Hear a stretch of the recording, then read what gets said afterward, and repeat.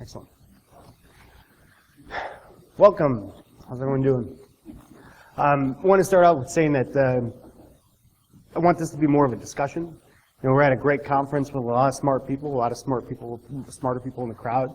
So if we're not leveraging opportunities like these to have a conversation about these types of things, we're failing. So not only out, in the what they call LobbyCon, but also inside the conference, I think there should be plenty of interaction. So please feel free to jump in if you got questions or anything, or if I'm off topic, just jump right in. So my name is Tom Gorup. I'm the Security Operations Lead with Rook Security. I'm also the Indiana IT Sector Chief, and then also prior military. Served in Iraq and Afghanistan, and two shameless plugs up there for Hornet's Nest and No Greater Love. Those are two documentaries. They were both, second half of No Greater Love was about my unit when I was in Afghanistan, and the entire one for No Greater Love was is going to be about my unit, and that's coming out later on this summer. They actually brought me down for that one, so I might actually be in it. So pretty cool, pretty fun stuff. I'm also GCI certified and advisor board, stuff like that. So ultimately, what's the problem? Right now, I think we're getting better at it, but IT or security teams are being lumped up inside like an IT budget or within the IT department. Whereas I think it should be a completely separate entity. We need to be breaking that out into its own department, get those C-levels, a seat at the table that's specific to security and not just the availability or the technology piece of it. So that's what I'm going to be jumping through here. Also, not only just making it separate, but departmentalizing it similar to that of IT. So the IT teams have their separate, IT departments have their separate teams within that roll up to IT. We need to be starting applying that to get away from the jack of all trades, master of none mentality. When you have a security analyst come in, their jobs are pretty large. So to start off with is, who do these teams interact with? So IT and security interacts with your internal teams. So other, WinOS teams, your Linux teams, your storage teams, database admins, all across the board. Both your IT team and security team does. A couple extra there is the security team interacts with government entities like the FBI or whoever else they have to affiliate with during a breach of some sort, as well as legal for policy violations or whatever the case might be. So there's a little bit of extra communication involved there, but overall there's a lot of similarities into who IT communicates with and who security departments should communicate with. So the breakdown an IT team, and so organizations are different, but for the most part, they fall into a WinOS team, a virtualization team, an open systems group who focuses on Linux, whatever flavor they're running in that organization.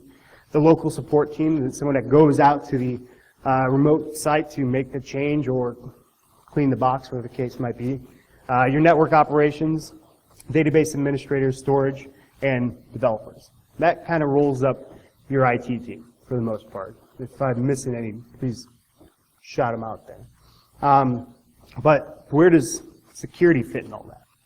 Right? They kind of overlap each part of those, and it makes it a little bit complex and potentially convoluted. Right now, security analysts are expected to have a boatload of credentials or capabilities, right? We have to do malware analysis down to project management when we're deploying a new tool or a security device. The expectations of security teams are off the charts. You have to see everything bad, right? If you miss anything, it's security's fault. And that's a problem. We take on the most risk when it comes to not only legal aspects, but also company branding perspectives. Yet sometimes given a lesser budget than the overall IT in general. So I mean that can come both ways. Which is IT making us money? Is security actually making us money? And those are definitely different topics and different talks about how security actually business enablement through security platforms. So my proposal on the breakdown should be in these 6 teams. Start off with you have your communication teams that are working with other other teams within the organization or with your marketing team, your HR department, whoever it might be. They're also leading those project management, those projects of deployment of new security tools or devices. You have your monitoring team. You know, you have that PCI compliance and all those compliancy aspects, and the biggest problem is the continuous monitoring aspect, right? You have to do log reviews every week, month, day, whatever your requirements are there, and by month 2, that's fallen off the track because you have no one that's dedicated to that. You have no one that's being held accountable specifically to do that continuous monitoring of your IDS, firewall, and all the logs on your operating system pieces there. Your threat and vulnerability management. So that same guy is, in some cases, asked to, hey, I want you to scan these 1,000 servers and report on vulnerabilities. Now we want you to work with those individual teams, that WinOS team and that Linux team, and those network operations center to solve that problem. And that becomes complex because your security analyst has to have that breadth of knowledge in order to articulate the problem to those other teams. So it becomes pretty convoluted, especially if you don't have someone dedicated to that, right? Intelligence, that's detecting all the bad things, right? We're able to gather more information. It's specific to your company or your industry, even if it's not actually going out and digging, but being in charge of purchasing or aggregating those that information, that data. In your incident responders, people that are actually not only doing the forensics aspect, but doing the responding to notifications. Your monitoring team shouldn't necessarily be doing the interaction or resolution piece. Your incident response team should be taking care of that. And then finally, your tactical engineering. Go ahead. Mm-hmm. Any of these groups, people are very similar types of people that mind that people, responders, and Yes, absolutely. And I failed on not and delivering a slide on that. No, because that was actually something I wanted to show later on. Okay, well, but there is the communication aspect of who they really communicate with, interact with. That really drives that home, and I think that's actually the next slide. So the communication, that team's supposed to deliver to everyone, right? Your monitoring team should be speaking with your IR team and your NOC, right? Because they're doing that continuous monitoring. They should be talking to your network operation team and your incident response team, and your incident response team should be delivering incidents to your IT teams. And it is kind of the breakdown of that communication structure. Those teams really need to be interacting with others. So who owns the stack across the board here?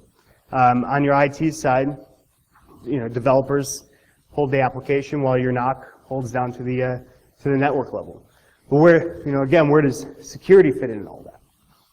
The problem is that security has to hit across the board. Your monitoring team is reviewing not just Windows logs or database logs or your network, your Cisco devices logs. They're looking at all of them. So who owns your firewall right now? And that's another question that drives that. Does your IT team own the firewall? How many people here on the security side actually manage your firewall? You do? Excellent. Now, is there a difference between the firewall and then more advanced firewalls? So like your Palo Altos, your IPSs type tipping points. There's the different levels. Should security teams be controlling those Cisco baseline firewalls that are controlling the routing? I think so. But that's a tough line. That's a tough battle to kind of come across the board here. But in the end, the security team covers the entire stack. And if you're not at least dividing up the tasks associated with the individual items, then ultimately your analysts are going to get overwhelmed. That's why we have a burnout rate, right? That's why when they say a 2-year burnout rate for security analysts. Part of that is because they're not being specialized. They are the jack of all trades, and they're getting burned out because they can't keep up. And if you don't specialize your team members and at least disperse one member into 2 or 3 groups, then you're not going to keep up. People are going to become overwhelmed. They're going to get burned out. And then finally, you need to address all the processes and policies driving behind that. So just because you have the security team across the board handling, working with the different teams, what does that communication look like? Who's talking to who? When do they escalate what? And then kind of running through those drills. It's kind of running back to the user awareness piece, but that also drives into your operations pieces. What does it look like when an incident occurs? Who are we talking to? Who's applying the blocks to which firewalls? Who's making changes to devices at which location, offsite location? You know, do we have that point of contact sheet that drives behind it? So those are the different questions that need to be brought up during those situations. So, you know, why is all this important? Well, like I said before, it adds to specialization.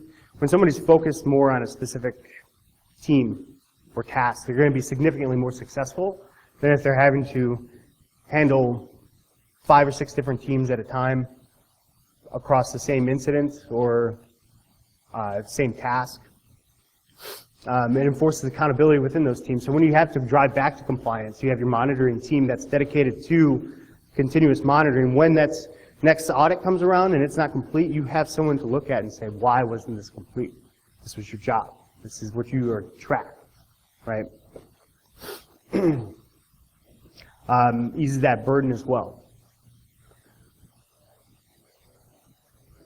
In the end, it also provides that better output, right? So if you have a single analyst or a single group of people delivering to your IT teams, then the output's going to be significantly more precise. It's going to be more accurate because someone's able to take the time to ensure the accuracy, do the research. Because despite, you know, I said we want to get away from the jack of all trades, master of none, but ultimately we still have to take that on at times, right? Even during the threat and vulnerability management piece of it, you know, there's not going to be one person that's overly efficient at being a Windows administrator and a Linux administrator and administrate network devices and be able to report all that in a spectacular manner to each of those teams. It's going to be, there's going to be degradation in one area or the other. So you need that specialization, that focus. It also helps to improve those relationships. I think that's one of the biggest things about security in general is we need to do better at building those relationships. And sometimes we can get frustrated because we are overwhelmed, in turn degrade those relationships when we're starting to deliver vulnerabilities or incidents, or when we see a user click on something. That causes frustration, and especially when you see it repeatedly. You care so much about your organization and safety of your organization, but sometimes it might look like others don't when they're doing what they're doing on a daily basis. In turn, can lead to frustration and degradation of that relationship. Yep. Would you advocate for having someone who is very experienced and very skilled at communicating with other business functions, especially the executive level, as part of the communications team? Absolutely. Your communications team should be someone that's project oriented, that's really good at taking a lot of information and making it consumable, not only at the executive level, but at the technical level as well, or at least be able to pool in the resources to communicate that. Is there definitely specialized in each area? Your threat intelligence personnel is probably not going to be very good at deploying an IDS or a firewall, or deploying your agents across your organization. Your monitoring team may not be very good at collecting threat intelligence. You know, their job is to look at logs, look at trending of logs, any changes across the board. So these are definitely very specialized tasks in some cases, and you need the right person, right group of people for each position. But the same thing applies to your IT group, right? Your WinOS team isn't consisted of a bunch of Linux administrators. They have Windows certified, you know, administrators within your WinOS team. So we need to be applying those same concepts and techniques to your security teams, your security groups, as you are your IT teams. Otherwise, we're going to continue to get burnout. We're going to continue to fall behind the curve. We're not going to be able to keep up with attackers because we're not having anyone focused. We have a bunch of, squirrels running around. That's about how we work right now. New email next. You can't you can't stay dug in. You can't stay focused. And if you can't stay focused, we're going to fail. So we need to break this out in a more controlled manner. Provide more accountability to teams, enabling these teams to do more. Right? A lot of times we're just playing catch up. The entire week, it's catch up to Friday, and you're somewhat caught up on Friday and you're back behind on Monday. Right? And it's that continuous effort. If nobody's dedicated to a specific Hello, I'm Geek here. Unfortunately, we had a little glitch, and so we lose audio in the speaker until about the 17-minute mark, but it should resume about then. Sorry for the problems.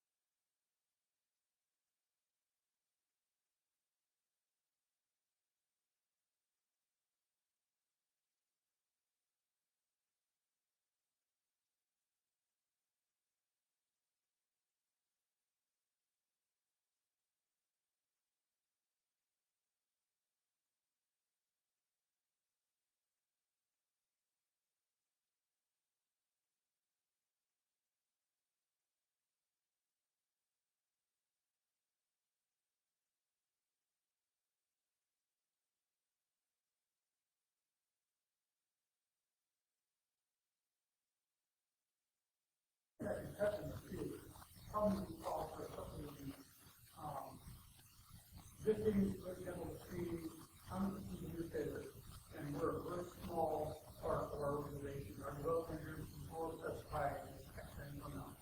Three of us on a newspaper team, and there's like 40 developers, so there's like in sales, communication, and all that, which will work. So,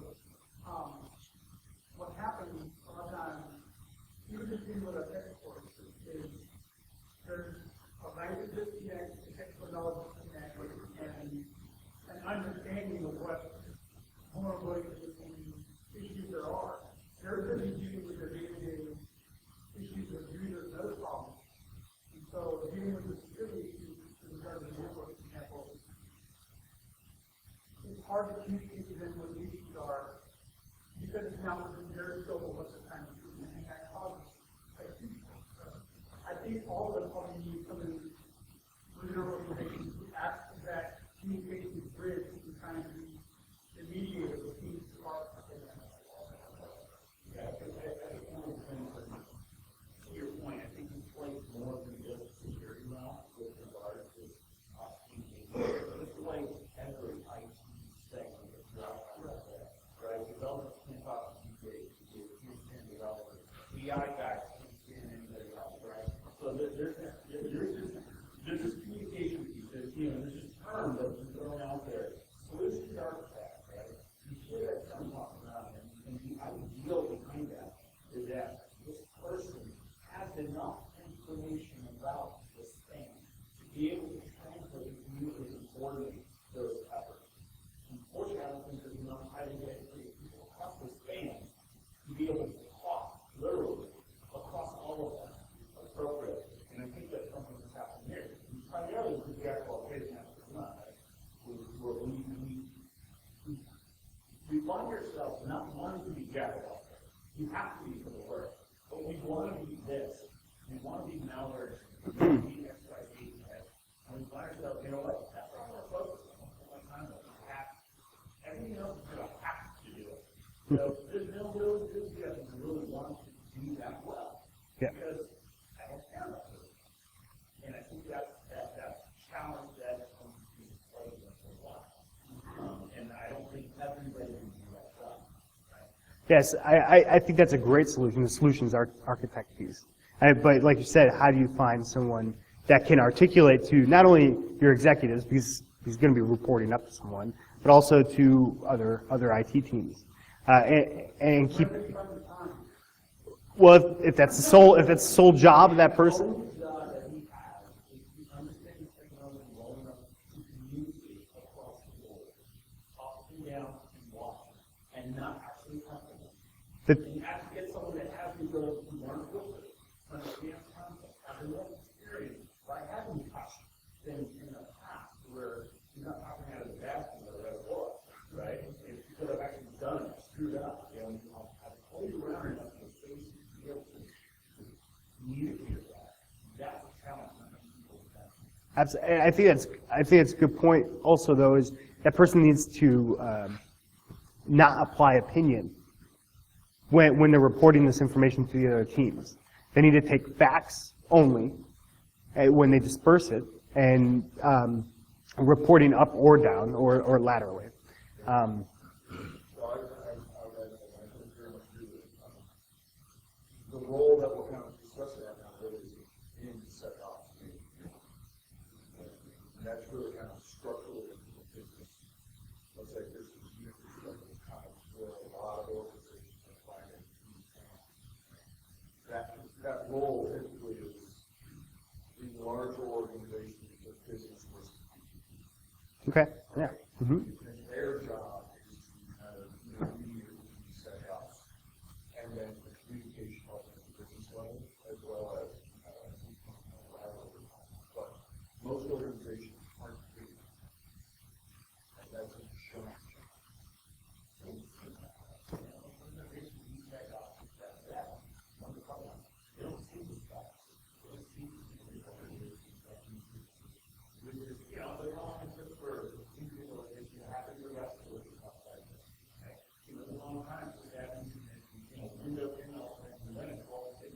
Right. You know, one person doing virtualization, stand and knock all at once, right? You know, that still exists, but it's still you're talking about where they start to realize that virtualization does have value, and security ground is so vague of the majority of people out there. Specialization is part of that. I agree with that. Nothing to slam on CIS, you know, like, and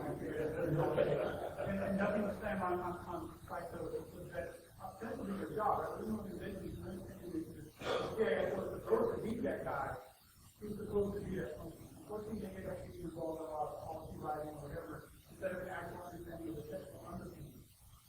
One of the largest problems we have in the industry is we are a hugely young industry overall. The industry of information security is very small. I think that around as a concept, that information security is relatively new and huge growth. And we obviously recognize the fact that there's a need for specialization.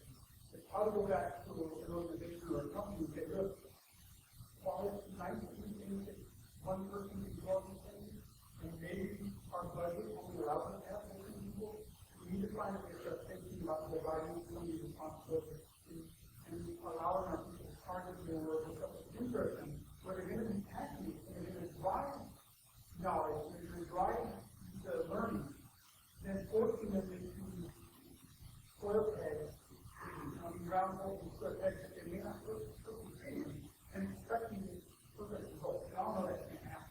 Right. But most organizations have an expectation today, or at least we'll get a box. Oh, yeah. I mean, those expectations are huge, right? Protect all the bad things. One of the ways our organization addresses it, our security team is relatively siloed, but they always needed us to sort of run the show. They were in the other teams. What they did was they actually opened up training to all of the other teams, the server, the developers, the database, and said, we're going to pay. And the people that picked up on that then became part of the internal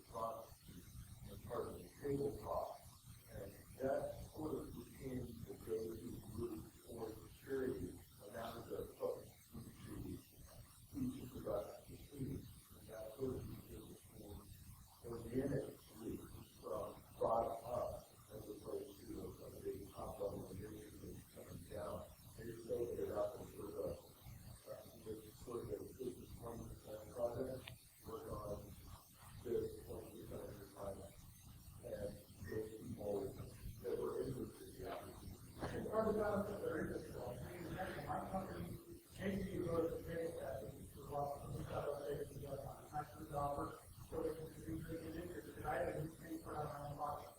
You go on the car, and they're like, what is it? So, the beginning of last year, I said, well, you said, they wouldn't go, yeah.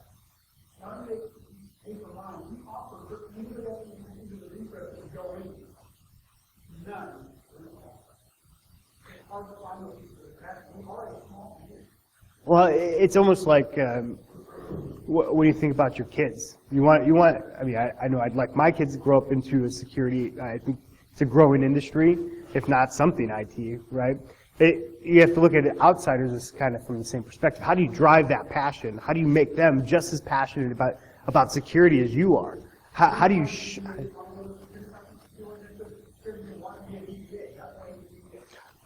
And I'm sure there were plenty of talks, though, that were focused around, securing a database or even breaking those databases. Also, pay for the security team to go to developer conferences and other, part of the security thing was, you were going to developers talking about vulnerability management. Hey, you guys need to give us your vulnerability management plan. And they're like, we're not creating for that. As soon as you walk into I'm QA, and you think, well, they're like, oh, okay. Right. And they have that. So The- the- disconnect in Lingo that was a stopgap. Right. I think that's an outstanding point. So, we talk about disconnect between talking to C-levels because we're security and we have a problem getting funds, but can we even talk to the other IT departments? Can we do that well? So, I mean, we have a lot of internal improvement, especially around communication. And communication we're not really good at it because a lot of us are introverts, right? Or we want to be too technical and explain things too precisely, in turn losing people halfway through the conversation. So I have a comment and then a question. So one of the things that I do a lot of times with executives and managers outside of the IT group is that people in the IT group, especially the leaders, aren't very good business people. They really are good at technology, but they're not really good at business. So my question, if you guys can improve it, is how would you feel about working for a CISO or a CIO that knew a little bit about technology but a lot about business? What are the drawbacks to having somebody like that in a leadership position? There are no drawbacks to that. I don't know, from my perspective, I would almost rather have that for the condition that, trust me, right? I don't need to be as part of me, I don't need to teach me. I just need you to trust me, I will do that. I am clear enough, everything is on me. And the other question, everything I have to do that. You can raise my hand and talk to me. You have to answer it, right? If you want me to keep a little more to the computer, I'll do something more productive, all right? By the way, I like everything you said except the part about that. Well, this is the other thing, and I had to point earlier, I'm a DBA. I trained as a DBA. I've been in security for 4 years. And obviously, I love talking about it. So, I know how to talk to that, learn how to talk to that. I'm a solutions architect, so I talk to fan. And we do this. Where we go, we do this. And it's hard to find those people, right? And get someone that's passionate about something. Hard to find someone passionate about anything. Yeah, it's tough. Absolutely.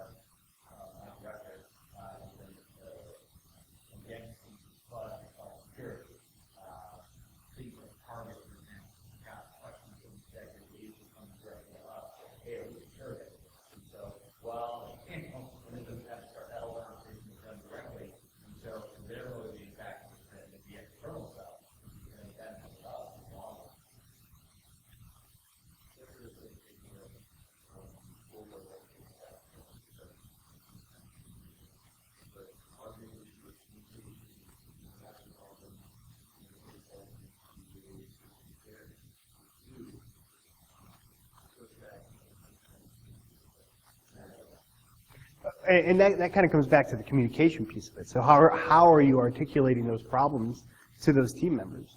So if you're saying like you got this and executive leadership certainly have knowledge, so we have benefit of developing our intelligence people for that period. Nice. Some of them they either with wide with quantitative with knowledge figures on everything. If this happens, you don't do this, then this is how much to do. That's the language they speak. And so help with that, target and all of their terms like what you need, what you need. Right. And it's the more ability to move all the time to do people get stuff to take. People, the right people, right? Those motivated people. One of the things that we worked out in our group was, we have lots of sysadmins, but we don't have systems inspectors for that. And we were required as a company to take some active shooter training.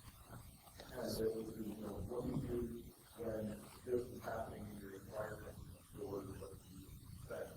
And we took that training and spun it to say, you're an excellent sysadmin, but what do you do when somebody's doing something bad to those systems? And we did start, we changed the tone from we're not telling them how to actually harden or fix their system. We just started asking the question, what do you do when? How do you do this? And have them start thinking about it and giving us the answers back. Instead of us telling them how to do it, we started asking them questions. I think that's awesome. I think that's very valuable.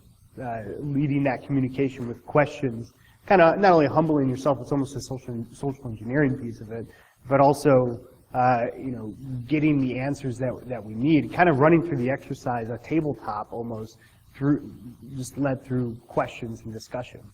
A lot more informal, probably a lot more productive than when you sit people down in a room sometimes. One of the terms that I've been taking is, like, do a lot of things or so forth.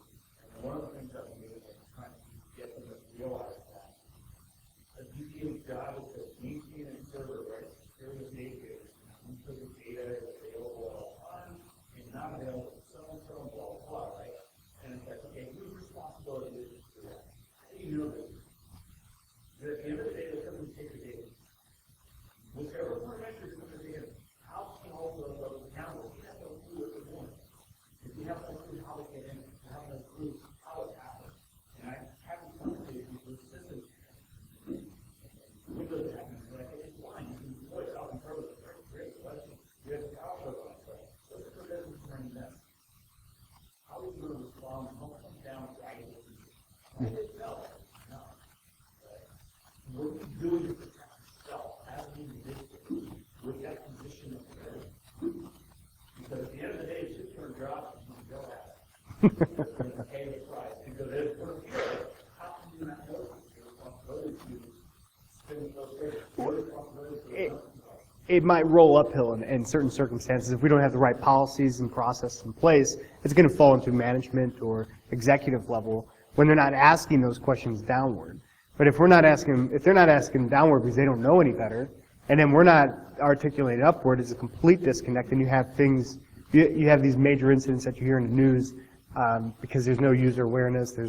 And when I say user awareness in this perspective, I'm talking about IT teams laterally speaking to each other, communicating. That's definitely a huge problem. So I hear a lot of it, like leading those discussions through questions. I think that was a real big win there. And also the solutions architect I think is a great solution if you can find the right person behind it.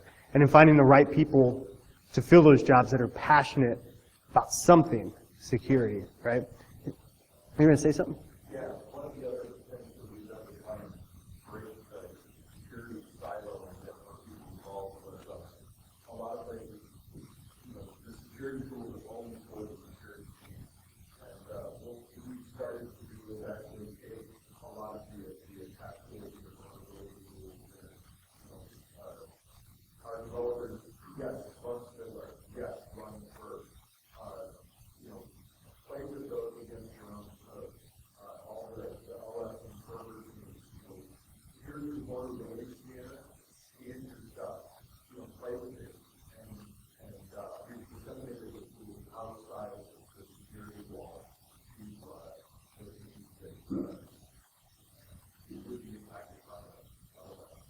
right? Just making it more fun, probably, as well. I mean, who doesn't like to break something? I mean, I don't care who you are, security or not, it'd still be fun to grab shell on any application or server.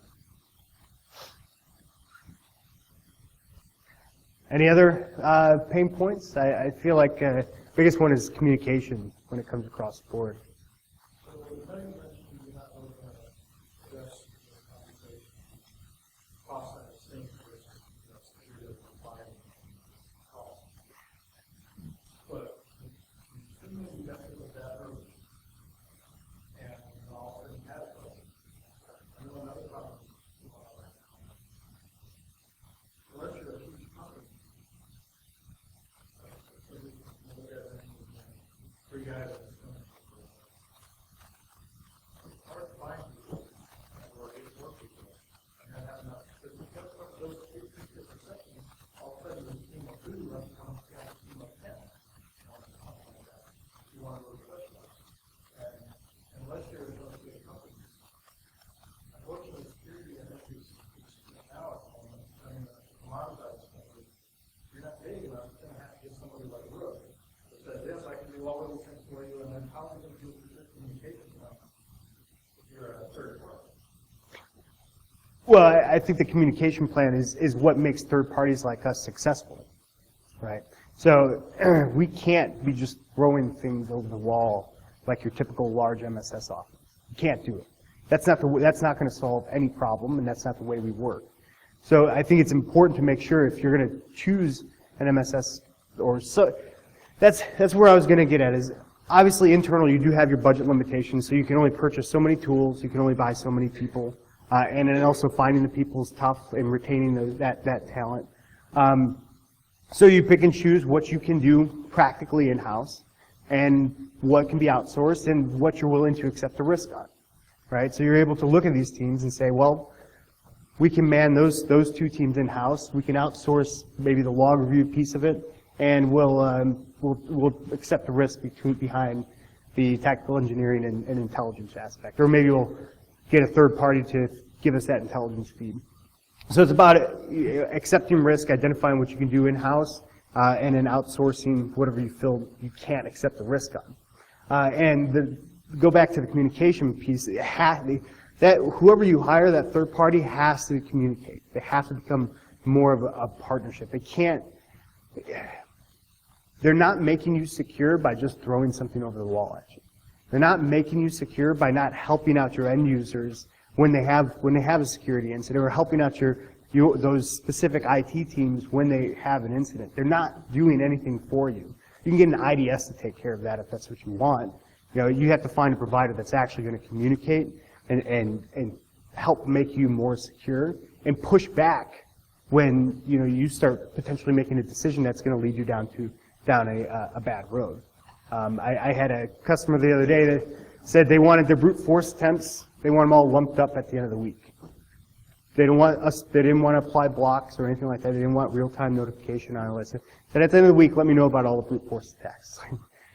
So you want a week. You want to leave a week for that brute force attack to occur, and then you want me to tell you about it.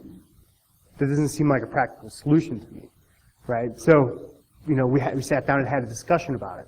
And it was about that communication piece and understanding. I mean, from his perspective, he was a network admin. From his perspective, that's too much work. But we can help out with that. That's what we're here for. We're here to help. So you need to find someone that's willing to have those hard discussions and not just roll over because, you think something's hard. We need to talk about what does the process look like, what policies do we want to put in place, and what risks are you actually willing to accept an informed decision, not just, this is too much work. We need to talk this through a little bit. So I think that those are, I don't know, I guess that's my answer to the long-winded answer to that question.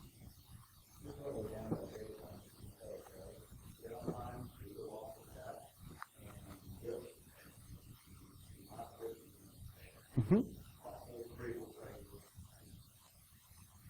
Exactly. But we need to start driving that change of perspective that security rolls up underneath IT. We don't. We're a different department. It's completely different. We have our own tools, we have our own people, we have our own specializations, just like your IT team does. It's just, you know, how much money are you going to put forth to maintain that brand? That brand reputation is what's important, and that's what drives it.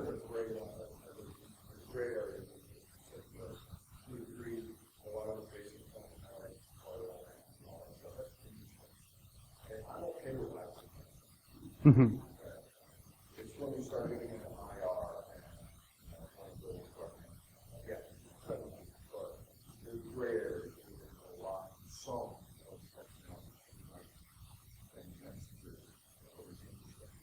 Yes, yeah, and that's where I mentioned earlier, who controls your firewalls? You know, and what types of firewalls? Maybe that's what drives the separation. Are we talking about standard open, closed port Cisco firewalls? Or are we talking about the Palo Altos and Tipping Points IPSs that are a little bit more advanced, more like an IDS, which should be controlled by your, I'm assuming, your security team. So maybe that's where you identify those separations. you haven't had, you know, IT and gray area on SecOps and on the technology side, right, for the business relationships. Yes. Mm-hmm. SecOps and then these other area over here, you know, for business relationships. It's their job to ensure that, you know, what business needs and have to get that. That's the main thing. Exactly. Yeah, and I think that's where kind of that the solutions architect that was mentioned before, I think that's a good role for someone like that to be able to give the facts in a meaningful way, not overly technical, explaining risks identified by the security team and the IT teams, showing, you know, maybe mapping it to CIA or wherever that takes you, but ultimately dollars is what speaks well upward. And I think having the program that he had mentioned earlier, what did you say your company had gone through? The risk. Yes. Yeah, so we put dollars to servers. So. Yeah, and I think that's what helps articulate those problems, right? You can put $1 on a server, and that then can be applied to the new Palo Alto or whatever firewall you need to purchase, or that another log review team member because you're just overwhelmed with terabytes of logs on a daily basis, or the new SIM tool to help plow through those logs. I think a ticketing system is usually something that's usually talked about, undervalued. You know, if you can't articulate upward how much work that you're doing on a day-to-day basis, then you're going to fail. If you don't have those metrics, if you don't have a ticketing system in place, you can't present facts to any type of management. So I think sometimes that's underplayed. Coming to a lot of situations where there is no ticketing system, so that not only takes away accountability, because we all know emails get lost in the trash can, but tickets, not so much. Those, you know, as long as you have somebody administrating that. But okay, I guess I have 5 minutes. Hey, everybody have anything else? No? I think it was a great discussion. Thank you. Thanks.